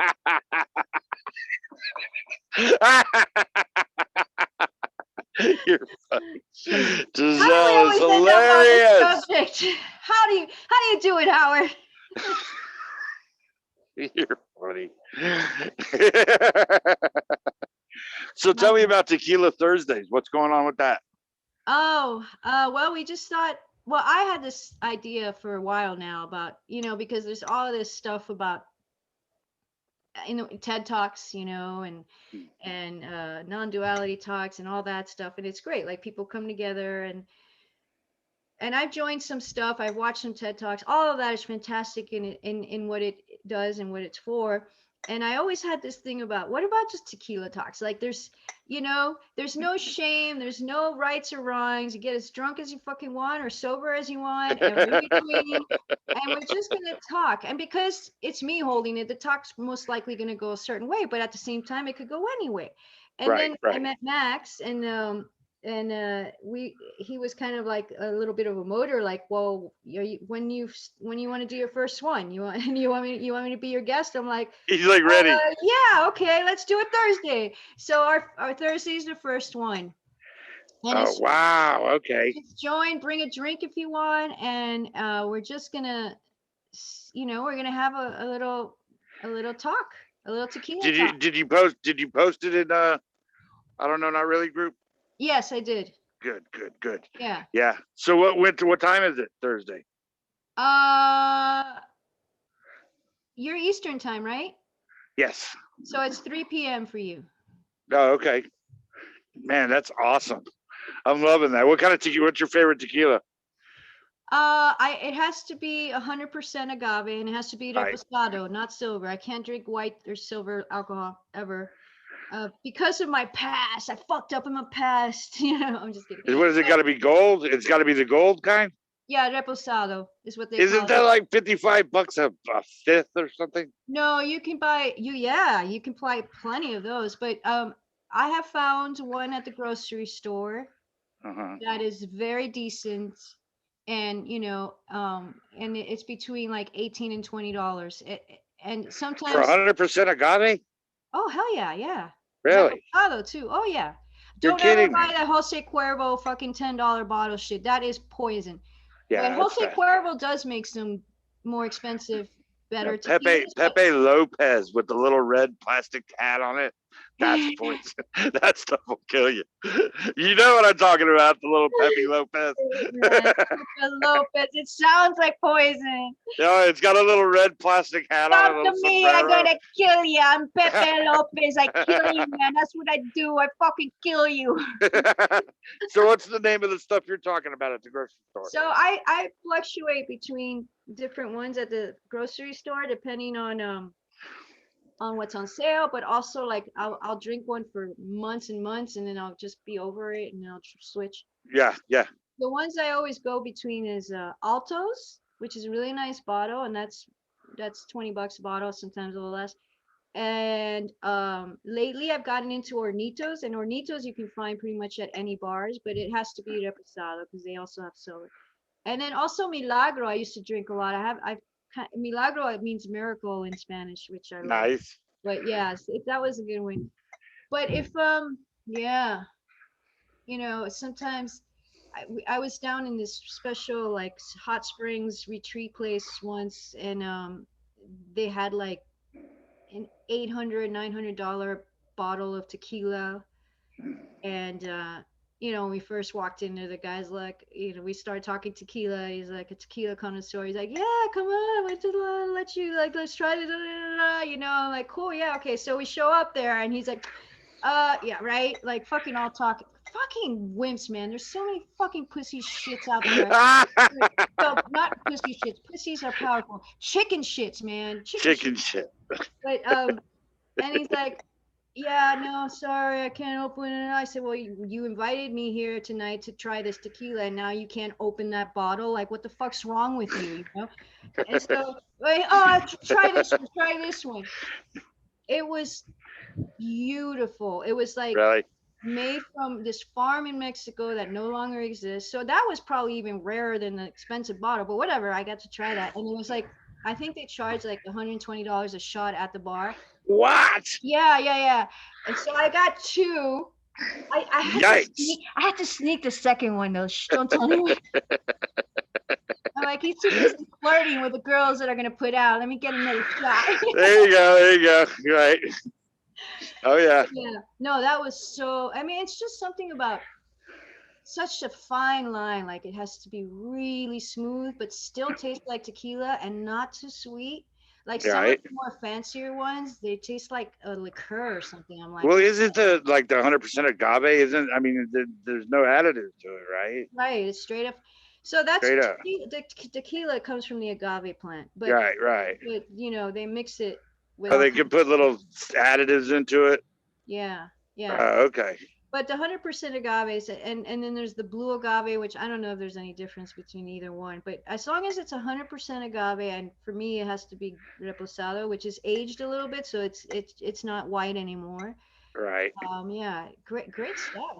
Yeah, great Yeah, stuff. I think that was what I was thinking about the Patron 100% with the gold label. That's probably a Yeah, nice one. yeah, that's like 50 something bucks a bottle. I got into that for a little while, but yeah, Yeah, Patron is good. it's been like 15 years. Well, I think 6 years ago with my first after my first surgery, the doctor wouldn't listen. Wouldn't listen to me. He would say, "Oh, you're gonna be back to work Monday," and I was like, "No, there's something wrong," and he would not listen, and I had to go and get him. I haven't drank in 15 years. Oh wow. I used to drink a lot, and one day I swear, I mean, this is the weirdest thing. It wasn't like a choice. I cracked a beer one day. I was going to watch a ball game with a friend, and I took a drink and I couldn't, and it just tasted weird. I was Hmm. like, man, there's something wrong with this beer. I used to drink Grolsch. It's like beer from Holland. I know Nice. the ghost. Yeah, Grolsch is beautiful. I I used to like love that stuff. And yeah. yeah, It's oh been a yeah. while. Wow. Yeah. Oh, I love Grolsch. And I used to love it. And well, I took a drink and I could not. It just didn't taste right. And so I said, "There's something wrong with this beer. This beer is bitter."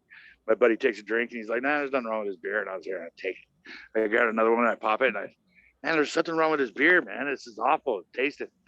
He tasted it. He's like, "Man, there's nothing wrong with this beer." I did it for a third one and I just couldn't drink it. And that was the last time. I think I've had like one beer. I've aside from that bottle of tequila I got after the surgery. I think Mhm. I tried to drink like some vodka out of an airplane bottle once, and I just could not. For some reason, I went from like full on drinking, like I used to drink all the time, and then one day I just couldn't drink anymore, and it was the weirdest thing. I had a lot of time on my hands all of a sudden. Yeah. I was like, why do all of a sudden I have so much time That's funny. to do all these different things? But yeah, Well, Thursday is the time to start again, Howard. yeah, right. I'm thinking about it. I mean, it's not like Oh shit! I feel so. I was yeah, having this conversation I with. could give it. I could give it a try. I know my. Get, just do what you want, what feels Well, good, and I don't never really. It worry about wasn't a problem. It was just the weirdest thing. All of a sudden, I couldn't drink, and it's a true story. I wish I could. You know, maybe it was a good thing. Maybe I have no idea whether it it. Neither turned good out nor good or bad. bad. Yeah, Neither it just good is nor what it bad. is. Exactly. But it's funny because after my first DMT experience, I had the same thing, which freaked me out. The same with smoking and drinking. Like, Right. um, I was like, and I didn't like that at all. I was like, no, man. I mean, the DMT took me so far out, and so, but in a way that I came back and I knew this was stuff to incorporate in my daily reality, but it was so intense that I needed my tequila to sort of, just cut the edge Right. or keep me a little Sure. bit more on this life as I thought I knew it, and Yeah. just my body would just reject it. And I was like, I am fucked. And my best friend Cheryl, who also did DMT, she was like witnessing this. And she's like, I am so glad that didn't happen to me. You know, she's a beer drinker. You know? I'm like so glad. And then, you know, eventually I forced it back. You know, Right, right. no, I but use it was an awareness. Like, okay, I just and how I drink now is differently than how I drank before. I was gonna right. say why I drink now, but I don't even think there's really a why. But the how is definitely changed. Yeah.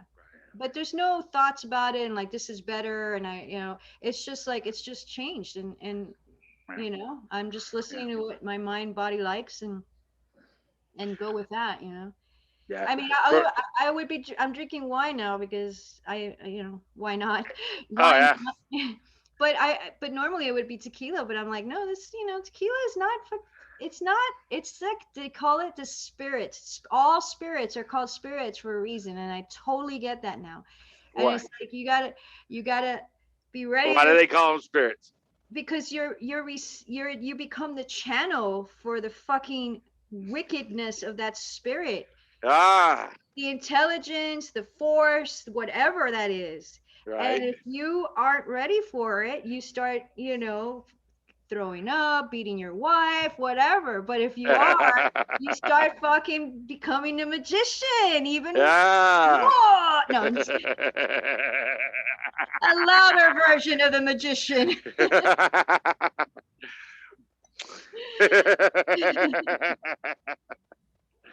Yeah, I miss it. That's one thing. Oh, here's a good. The last story, or like the last drinking story, I felt like I was like losing out or missing out on. Um, oh, this is horrible. Uh, I'm talking to this fellow on Facebook for like a couple of years, and he's, oh, I love you, man. I love your stuff. This is, oh, you're amazing. And you know, he was just all just really complimentary, and oh man, I can really resonate with you. Da da da da. I'm gonna be in Charlotte, you know, and I was before I could talk to him, he kind of chimed off, and the next day I knew, he calls me. I'd never talked to him live before, and you could hear this just raging party in the background. He's got like 8 buddies with him, and you can hear the glasses and the chink chink chink, and everybody's like, whoa, you know, and he's just rattling off, you know, one, you know, illicit substance after another. I've got this, I've got this, I got this, I got this. And he's like, man, let's go, man, it's time. I'll come by and pick you up. Where are you? Like, he knew where I lived and everything. I was like, damn, dude. Oh my You know, god. he was like, okay. But I said, no, man, you know, I'm handicapped. I'm 100% bedridden, man. And he was like, okay, man, I'll see you later. Click. And I was, that was so brutal. It was like, oh, okay, man, later, bye. Bam. And just hung up the Oh phone, and I was just like, shit. oh, that sucks. That sucked so bad. I was like that. I mean, because it's not like, I mean, I'm 50 something years old now. It's not like I'm going to go raging with a bunch of 20-year-olds, you know, which Yeah. I wouldn't mind doing, you know, if I could. You know, I might have. But the fact that, you know, it was just one of those things where, you know, Yeah, yeah. it brought me back to that time in my life where, you know, that I would do that a lot. Did that happen And recently or was that a while ago? that was probably a year and a half ago, something like Oh, that. okay, yeah, it was a while. Yeah. Yeah, well, But we're bringing the party to Zoom so you can join, you know, right, whatever. right, right. And Online eventually party. I'll bring it to your bed. I'll bring Yeah, the booze to your bed. I swear. I mean, I was like, well, you know, I don't know how much fun I'd be, you know, because I'm bedridden. But I was about to tell him I got plenty of room here, man. If you guys want to come by and hang out. And Aw. before I could even Hung get up it, it was on like, bang. you. Dick. Oh, it was brutal. What a dick. He was But drunk, yeah. Howard. He was drunk. Well, again, I'll tell you what. Uh, I used to hang out with. Well, I used to own a restaurant, so or a deli, and you know, I didn't even get off work till like 10 o'clock. You know, my girlfriend didn't get off work until, you know, she was a bartender, so she wouldn't get off till like 3:34 in the morning sometimes. And so like my whole clock was like, I mean, we would stay up all night long, you know, and then sleep all day, and then yeah, I mean, it was like, or I'd work Yeah. all day as well. But I mean, for for her not to get off till, but she would be able to make these drinks. She made these amazing drinks, these just incredible cocktails. And oh my God, she got me hooked on mimosas first. I don't know how she made a mimosa, but she never would. I could never figure out because she just made it so perfect. I got into champagne and orange juice for a while. Seriously. These days, because I don't like sweet drinks at all, so I Right, never order a margarita out in the world. right, I always straight up tequila. My husband makes them with, I mean, a tiny bit of sugar. He waters it down, like cooks it, and then straight up lime. And then I throw right. cilantro and jalapenos in there, and tequila. So there's no way in the world that anything out there can match. I've come close actually to See, it was actually made with mezcal. But I order my mimosas when I go to a restaurant. I say I'll have a mimosa without the orange juice. do you like dry champagne?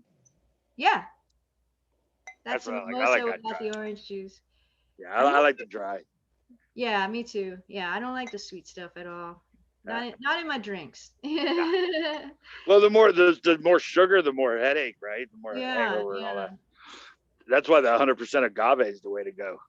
Yeah, You there's know, something about and I've read this stuff before. People know I'm a tequila queen, so they send me stuff. Look what I found.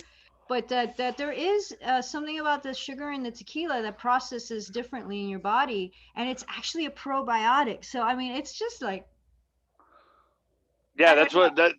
yeah. Yeah, that's what I heard. That's why it's worth going the extra mile for the 100%. Yeah, and it comes from the desert, and I live in the desert, so there's something about that I think is kind of cool. So, yeah. I might have to get a bottle. I might have to get a bottle and just take a couple of shots with you guys. I gotta do it. Absolutely, Yeah. absolutely. Yeah, It's it's got to be worth cool. I'll get some 100% agave, and it's got reposado. to be nice and iced down. Yeah, That'd be sure. cool. And the plan is to keep doing these every week. So if you don't drink it all on Thursday, you can save it for next time. Right, right. Yeah. I was gonna do tequila talks Tuesdays, but that means I would have to have it ready for today. But it was too soon, so I made it for Thursday. But maybe next week Tuesday. I don't know. We'll see how it goes. We'll see how it goes. Tequila Tuesday does rhyme. Or it Yeah, does roll off the tongue, anyways. tequila talk Tuesdays. I mean, it's alliteration, so it's Thursdays, but Thursday has the th, and Tuesday has the t. Right, right, right. So eventually, I'll probably move it to Tuesdays. Tuesdays, tacos, and tequila. How's that? Yeah, Taco Tuesday. That's a spin on that as well. Tequila Talks Tuesdays. So you're in North Carolina, right? Yes, ma'am. The Nice. Piedmont. I'm in the flatlands between the beach and the mountains. So it's kind of like it's Wow. like 4 hours away from the beach, and then 4 hours away from the Blue Ridge Parkway, the mountains. And they're actually they're both beautiful places. And Charlotte is an amazing town. It's very clean, very Mm, green. nice. Downtown is amazing, but it's not too big. You could be out in the country from the center of town in a half hour. Be in the middle of Cool. in the woods, and so it's got like a million, I think 1.5 million in Oh, Mecklenburg County. Yeah, but it's beautiful. We've got all the stuff for a big town, and because banking is like the number one industry in the town, all that money comes in. It's a very rich town. There's a lot of money here. They got a NASCAR, and it's the NASCAR hub and banking oh, hub and wow. trucking and all of these other things. We have a football team and a basketball team. Michael Jordan owns our basketball team. So yeah, Nice. we're big time. But Yeah, because that's of all that money, cool. we've got like a train, we've got like a state of the art train system, and that's Cool. expanding all the time. The place is always growing. I love it. It hasn't it like the last three recessions the country has been in, we barely felt it at all. I mean, because we've just been growing and growing and growing. There's so much money here. It's just it's Wow. hard to it's hard to it's hard to dog this town. Aside from the fact it doesn't have a beach. It's just 4 hours away. Yeah. Yeah, it's No, just four that's hours. cool. Yeah, I'd love to visit someday. I've had my eye on Charlotte for a while. There's a guy that does this cool stuff. He was kind of a significant in my awakening, to call it something. His name is Robert Scheinfeld. Look him up. He's got a website. I always found his website really fucking annoying, but he has a couple of books and that are really worth reading. One of them is The Ultimate Key to Happiness, and the other one is Busting Loose from the Money Game. But that one was cool. But yeah, anyway, he's in Charlotte. That's why I bring him up. He holds retreats now in his home, so I think he's still doing that. I don't know. I've stopped keeping in touch with that stuff. What was his name? Robert Scheinfeld. It sounds so familiar. What was his style? What did he talk about? His whole thing is the ultimate key to freedom. And when I read it was kind of significant in the story of my life, because when I read his books, it was years ago. Like I read, and again, the way the book fell into my lap was, I think I talked to Andrew about this and when we talked last. Anyway, but his book fell into my lap super synchronistically, and I read it when I was in Holland over the holidays years ago, and finished it on like New Year's Day, and just thought, this is a key here, and I'm going to follow through. I'm going to see if he does any workshops. So I go on his website, and that's when I was like, fuck you, man, with that What loud was it? website. I think it's just Robert Scheinfeld, but anyway, he hadn't done any retreats for 5 years. Like he hadn't done anything. He was like under the rock for 5 years. And then he came out with this whole new awareness and understanding. And that's what he wrote the book about. And that's what he's giving the retreats on. And I said, oh, that's interesting. And this was January, and he was giving one in February. And I said, okay, if it's in my backyard, I'll go. And he's in North Carolina, right? You can do it. He does it all over the world. I said, if it's not in my backyard, I'm not going. I mean, Phoenix is an hour and a half away. That would not be in my backyard. He literally was showing up in my backyard. Really? Like Sedona, which is like 15-minute drive max. So I'm like, okay, I guess I have to go. Then the price was $2,000. And so I had this big talk with my husband. I mean, back then, like money was a thing, and it's not like it's not a thing. It's just we don't see it as a thing anymore. So it's not a thing, right? But anyway, and then he's like, I'd done all the shamanic trainings and I was doing healings and all that. He's like, it's time for you to stop fucking give a workshop. Stop paying money to go see other. And I'm like, no, this is different. This is different. Anyway, after I don't know how long of discussing this, I said, I'm just going to take the tax money. And if I get the tax money, I'm going to go do it, And he just kind of gave up. He said, fine, but tax money, half of it is mine. I said, fine, deal. We got $4,000 that year. Right. Never before or after we ever got that, ever. I'm like, I guess I'm going. I mean, even that morning, and when I was driving there, I'm like, am I really doing this? Anyway, it was like a 3 or 4 day workshop that was just life changing. It totally was. It was an opening to the freedom and the understanding of what this is. But I think it's a lot more accessible to a lot of people, the way he offers it, the way he proposes it. In what way? Because it's very simple, and it's not this whole thing like there is no you and there is no doer. Although in what he teaches, it is clearly saying that, but the way he teaches it and the metaphors he uses and the examples, and he has you watch certain movies that kind of, make that point a little stronger and stuff. It's really entertaining. It's fun. It's easy to see. I saw some people I was in there with probably 500 people, maybe 400, and damn, and they're all paying $2,000. Can you imagine the bank of that? But and I witnessed people having massive breakthroughs. Really? In the moment, this one older man, probably in his late 60s, early 70s, who had suffered really badly from post-traumatic stress or whatever, PTSD from the war, like the Vietnam War. That's how old he was, and it just was gone. It was just gone, like, Really? and the way he shared it, you could just see like his lightness and like it's done. Somebody who had, because we, people were staying at that hotel because they came from everywhere just to be part of this. And I mean, I live just right down the street pretty much, so I didn't do that. But like another person who had to wake up every night at least 2 or 3 times to pee, like after this, like, or during this, even, it wasn't even the end. It was like that's just stopped. So Really? yeah, that's a good thing Wow. going. I don't know. It's been years, but that was a big, big, like, and I knew it. I just knew I have to go to this. I have to go to this. I have to go to this. And then it's like, okay, you need the Well, money for, here's the money. Like literally I fell love into it. my lap. Okay, fine, no problem. Well, how did I mean, how did it work for you? In what way? Mm. It really set me free, like really set me free. And that was pre non-duality and stuff like that. But so if I had to put it, if I had to put in a story, which is what it is there's all this stuff happening before. I've always been into spiritual, like always, not that I've been spiritual, and just like questioning what reality is and who am Right. I, what is it, always since I can Right. remember.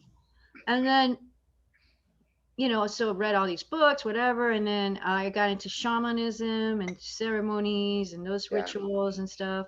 Psychedelics were a huge part of that, of my exploring reality and the mind. And then Scheinfeld, and then Jed McKenna, Hmm. and then non-duality, Hmm. and then myself. And then, you know what I mean? Like then Yeah. just Yeah. Yeah. Yeah. free up all of that and Right. just coming to this, which I see includes a bunch of that other stuff, but it's also completely free of that. Right. The magician, yeah. And Yeah. voila, the magician has arrived. Both. Yeah, I like that the magician and the magic are synonymous. Yeah. Yeah, Yeah, that's that's what beautiful. resonates. Yeah. Yeah, I like that very much. It's kind of what I was trying to tell that friend of mine I was talking to yesterday. It's synonymous and still yet um, you know, just a story of such. But the story's good enough. Yeah. Yeah. Fuck yeah. The Story's awesome. story's so beautiful. Yeah, Oh it yeah. really is. Oh yeah. Oh, there's a wine I was wanting to tell you about. This is a wine I used to love. This stuff. I don't know. It might be little too sweet for you, but it's um, Chateau de la Chaise. It's just a regular French house wine. It's Chateau de la Chaise, so it's house of the chair. I think is what it means in French. But Is it red? oh, it's so good. It's only, and from what I recall, it's probably anywhere from $10 to $15. It's a really decent bottle of wine. Is it a red It's or is it a Yeah, white? it's a red. It's a Mm. red, and it's a burgundy, or I think it's a burgundy. I'm not sure. I can't remember, but it's so good. It's I'll so have to good. check it. Try it. Fine. If they don't have it, order. Try to get them to order it, and just get one bottle of it and tell me what you think, because I love that as a red. Um, Nice. yeah, I actually that's something I wouldn't mind trying right now. Maybe Actually, maybe get that for Thursday. right, yeah. But Start easy. yeah, start right. I'll take like three shots of tequila, and I'll be like looped. Yeah. But I like that wine kind of fuzzy buzz. You know what I mean? Yeah, it's smooth. Yeah, that Very nice, smooth. easy. But beer used to be for like ball games. Yeah. Wine was for just like that nice, fine, like fuzz buzz, and then Buzz, tequila buzz. was just fuzz buzz, and then tequila was just for the full on meltdown. Howling Yeah. at the moon. Now you are possessed. Right. That's what Exactly. the spirit possesses you, indeed. Yeah, tequila is the full moon to my wolf man. Nice. Yeah. So how long ago was that retreat? The Oh, Scheinman. probably like 5 or 6 years ago. Really? Yeah. Man, you must have really liked him. For just Yeah, he was impactful for sure. He made a and huge impact. And yeah. Yeah, no, and it's a sandbox, but he's talking about the whole playground through his sandbox, which makes it right, really fun and playful. He talks about the detachment. He talks about what non-duality talks about, but without using all those terms in a way that any layman or even non-spiritual or non-seeking person can understand. right. And he called his book, the one that got him a bestseller in New York Times and got him a lot of attention. He called it the busting loose from the money game because Nice.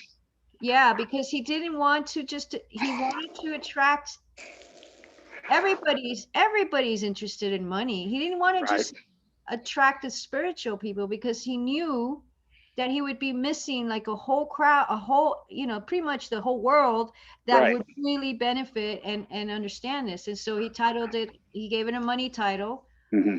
but it's way more than that. Yeah.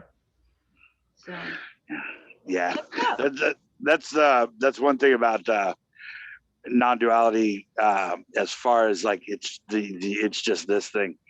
Um, there is most of the people uh, that I talk to, really don't have any idea, what I'm talking about, and the ones that do have rejected it already, or whatever, Mhm. and then they want to tell me why they rejected it, and that's Right. fine, that's beautiful, as well, whatever.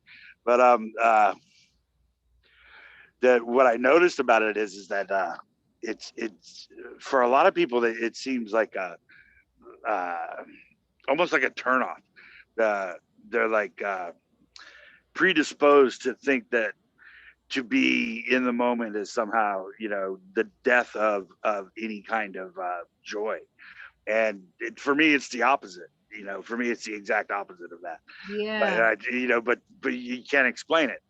Um, for somebody that thinks that time and space exists, and and this is it, um, and to tell them that no, this moment is all there is, and that it basically alleviates all of that, all the goal oriented stuff, that it seems to be what we are is, we Mm. born, where we live, we die, and we just race our way to this succession of events and goals that we have to achieve before we die somehow.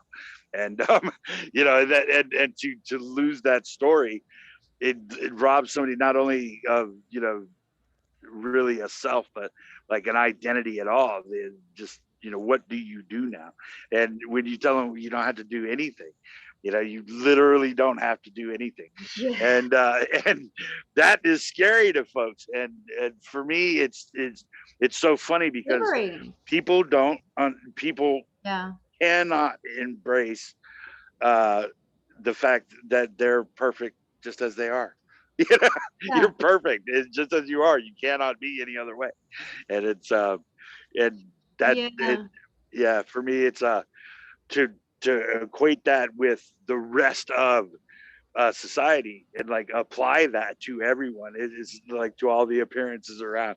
It's like to everybody I talk to. No, the reality is that you don't have to do anything, and you can be, and you want to chase money, if you want to, if you want property, if you want, whatever your goal is, it's beautiful. You don't have to stop, at being goal oriented just because it's, it may only be an appearance. It's not foundational, but it is what you love. If that's going to make you happy, then go for it, but Yeah. don't be upset, when for instance, with me, I went through a major depression after I achieved my goal. Like when I went to get my own restaurant, I worked so hard for so long to achieve that goal. Once I achieved it, I didn't know how to deal with the success of it. It was blockbusters. I mean, it was like just a line out the door every day, and and it was just amazing. You know, I was right, and it was the first one I had done. Like everything was on my plan. You know, I didn't have to worry about anybody else's money. I got everything myself, and my plan, my restaurant, my thing. And it worked. And the weirdest thing about that was I had not dealt with that kind of success before. I had to change who I was to deal with, like, now I have money, now I have, other people are doing the work for me, stuff like that. And I didn't know what to do with That's myself. huge. Interesting. Yeah, I didn't know what to do. I didn't know how to deal with it. I actually kind of fell into a depression. I had everything that I had worked for. I was able to do what I wanted to do, and I was taking care of what I had to take care of, and with excess. And suddenly I was like, who am I? Who am I if I'm not working towards something? You know what I mean? Yeah. That's super common. Yeah. Yeah. It was weird. I think people should go through that kind of thing. I mean, should go through that kind of workshop. Like, be careful what you wish for, because if you get it, you won't know what to do. You won't know what to do if you get everything you want. People don't know how to be happy, or at least I did. I didn't know what to do. I think that's a very common thing. Absolutely. I mean, like now where we're at now is like we don't need anything, but whatever we get, man, we're gonna fucking enjoy the fuck out of it, and we're creating it. We're going for it, we're playing. We're having fun. My computer is about to die, and I have to go. Well, I'm so grateful that you gave me some time. I'm so grateful that you gave me time, Howard. It's been You're the best, Giselle. You're the best. So are you okay? Thursday at 2, was it? 3 your time. 3 my time. Yeah, just click on the link. I sent. Oh, I lost. Oh, your mic's off.